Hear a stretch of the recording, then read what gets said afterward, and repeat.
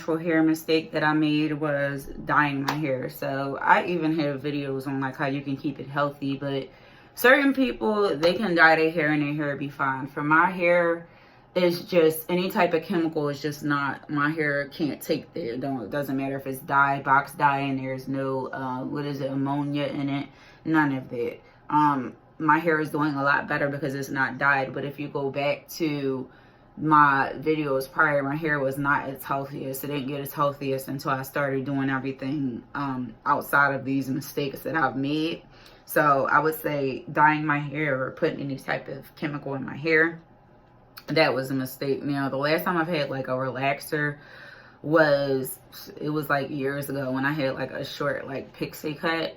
I haven't had one. I think it was like 2013. I haven't had a relaxer in a long time. So, I mean, now it's been natural. But the chemical I did put on my hair was the dye. My hair, like I said, is in a lot better shape because it's not a chemical in it anymore. It's actually, just, you know, it's doing its own thing. Not even, I don't want to say a chemical in it anymore because it is still there. But, like, basically a lot of it is off. So my hair and my styles are coming out a lot better, including my twist, because I don't have a chemical on it. When there's a chemical on it, we run the risk of some type of damage, and my hair just can't handle it. Now, if your hair can handle dye in its natural state, more power to you, but my hair can't. So that was another mistake that, you know, if you can avoid that, you know, if you want some type of color, they have hair wax paints. I don't want to try it because I don't want to use anything that remotely resembles anything with color. I can't wait until the rest of this grows out. The only reason why I didn't cut it is because, I mean, look where it's at. That can grow out, and that'll be going, I want to say mainly the majority of it will be going with by October, which will be my 3-year mark. The next mistake that I made was prioritizing curl defining products over moisturizing ones. It goes back to my point earlier of not using moisturizing products. I would be more so focused on in the beginning of my journey, like, all right, what's going to make my hair pop? What's going to make it look nice? That's mostly what everybody is worried about, because like they want to see their hair pop because you see other people hair pop. But in the regards to somebody's hair looking popping, they also are keeping your hair moisturized. So you can get both. It's a natural hair journey. That's exactly what it is. It's a journey to figure out what works, and it's like trial and error. Like, you can have products that you're using that makes your hair pop, but your hair is going to be dry. You can have products that make your hair moisturized, but your hair is not going to be popping. You kind of got to know what combinations to put together. That's why when people do wash and goes, they kind of just do different combinations. So you want to really use products that are moisturizing. So that's another mistake that I made. Another one was not knowing my hair's porosity. For the first, I want to say 2 years in my journey. No, I'm sorry, year and a half of my journey. I thought that my hair was low porosity hair, so it was like awful. I was doing stuff that people that have low porosity hair were doing, and I feel like that's why my hair wasn't growing as fast either, because I really didn't know my hair's porosity. Like, if you don't know your hair's porosity, you know, pretty much you're going to run the risk of that you're going to be doing things incorrectly in regards to like how to moisturize your hair, retaining length and things like that. You'll still be able to do it, but it won't be to the extent and the potential of what it could be if you knew your hair's porosity. So it's so important to learn your hair's porosity. They have tests, but the porosity test I took was wrong, and it made me believe that my hair was low porosity for like almost 2 years of my natural hair journey. You'll know if you got high porosity hair, your hair will take in so much moisture, but it'll disappear. That's why I use hair butters, because nothing else keeps my hair moisturized except hair butters. Little tidbit. Another mistake I made was not detangling my hair enough. So that's why I do not keep protective styles in my hair long. I don't keep my twist in my hair long. I don't do any of that, just because if I don't detangle my hair enough, my hair, oh my god, I'm so tender-headed, y'all. It will get so tangled and knotted and matted if I don't detangle it enough. So I'm not saying detangle your hair every day, but if you're in a protective style, try not to keep it in super long.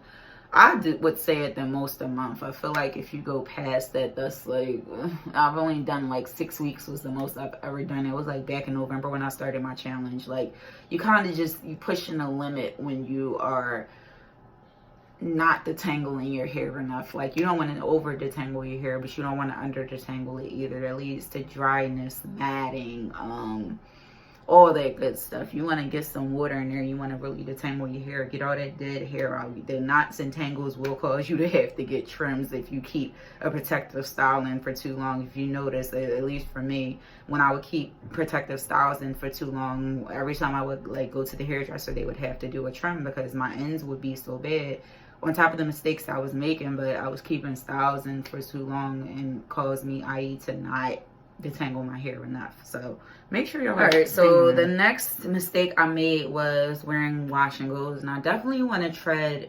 softly when I say this, because I know I have a 2-part series in my list of videos of how to grow your hair out with wash and goes. You can grow your hair out with wash and goes. There's no shade to people that's specifically how they run their natural hair journey. But I feel like for me, I retained more length when I wasn't wearing wash and goes, because with me, my hair was getting ultimately drier faster with wash and goes. So what was happening was I had to be in my hair more often to moisturize it, which means I'm detangling more often. I had more single strand knots, fairy knots, or whatever you want to call it.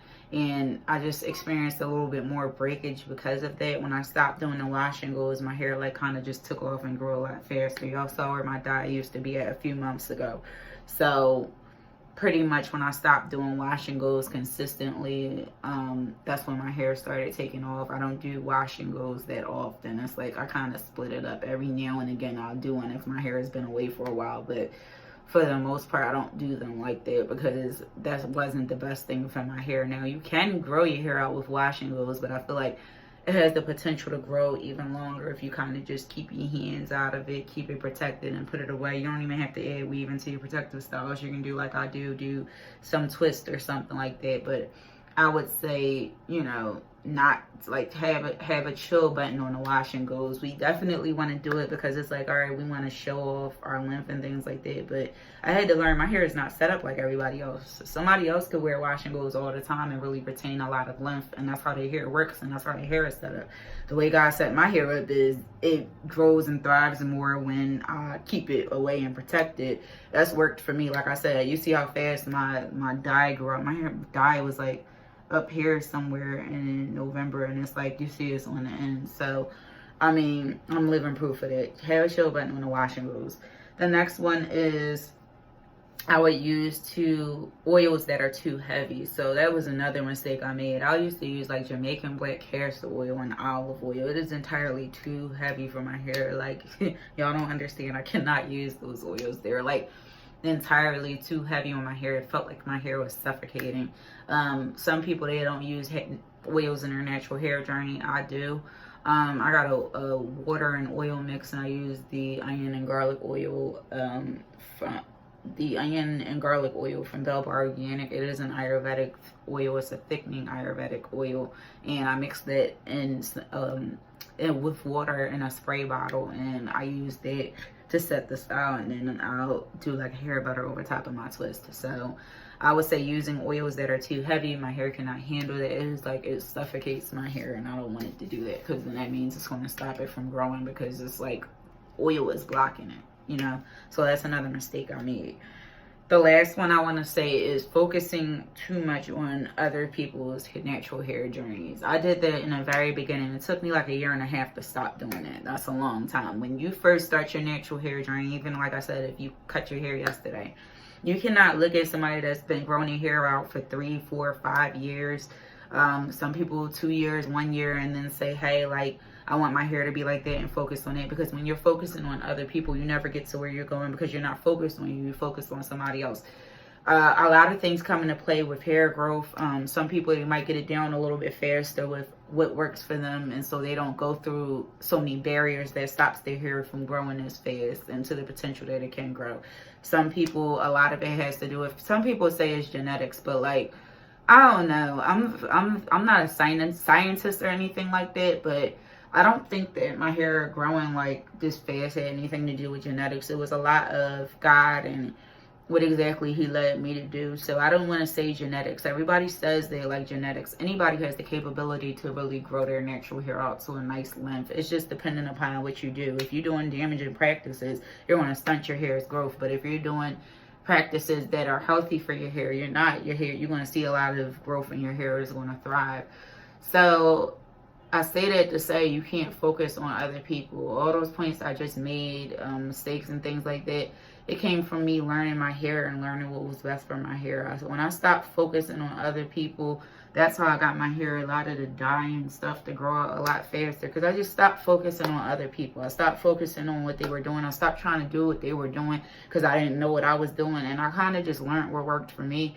It took me almost, like, you know, not even almost, it took me like 2.5 years to really learn, like, what would work for my hair. I didn't really, like, hit the hammer on the nail until November of last year. So, like, you know, that's like a long time for you to be trying to figure out the natural hair journey. But it's like, it's a journey. You gotta learn what works for you. Just because I see somebody doing specifically one thing doesn't mean it's gonna work for me. You really gotta learn your hair. You gotta focus on yourself and pay attention to what works for you, you know. Like I said, some people have been growing their hair out for 4 or 5 years. You know, it took them years. You just heard what I said, 4 or 5 years. Years, keyword years, to grow their hair out to that length. They didn't grow that hair. Nobody's hair grows out to waist length like the next day. So, you know, you kind of gotta just focus on you. Like, focus on what's going to work for you. Like, my hair, this is like 3 years ago. Somebody, like, could have grown my length of hair out in 2 years. You know, it's just, everybody's hair is different. Everybody, how they learn is different. Everything is just different. So I hope this video was helpful. I hope that you guys kind of avoid some of the mistakes that I've done. This is like the newly updated version of mistakes that I made. I don't even know if I ever made a video like this before. I might have. And I will talk to y'all soon. Bye.